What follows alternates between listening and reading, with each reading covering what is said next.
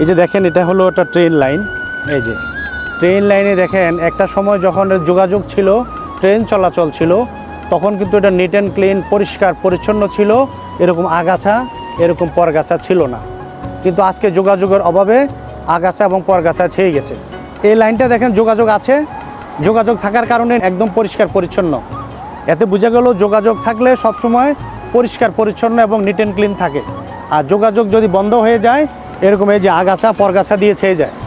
তাই বাস্তব জীবনেও প্রকৃতির সাথে মিল রেখে আমার মনে হচ্ছে যদি মানুষে মানুষের যোগাযোগ, বন্ধুবান্ধব, আত্মীয় স্বজন যোগাযোগ যদি থাকে, আমার কাছে মনে হচ্ছে সবসময় এরকম ট্রেন রাস্তায় যেরকম যোগাযোগ থাকলে পরিষ্কার থাকে, যোগাযোগ থাকলেও আত্মীয় স্বজনের সেই সম্পর্কটাও পরিষ্কার থাকে আমার কাছে মনে হচ্ছে। তা আমরা যেখানে আছি বিবেকবান হই এবং বিবেকের চোখ দিয়ে যদি তাকাই, অনেক কিছু পরিষ্কার দেখা যাবে। আর যদি এরকম যোগাযোগ না রাখি, ট্রেন লাইনের মতো মাঝখানে দূরত্ব তৈরি হয়ে যাবে, মানুষে ভেদাভেদ সৃষ্টি হবে। আজ চলে যাচ্ছি, হয়তো আবারও আসবো বিবেকের কোনো না কোনো বিষয় নিয়ে। সেই পর্যন্ত সবাই ভালো থাকবেন। আসসালামু আলাইকুম।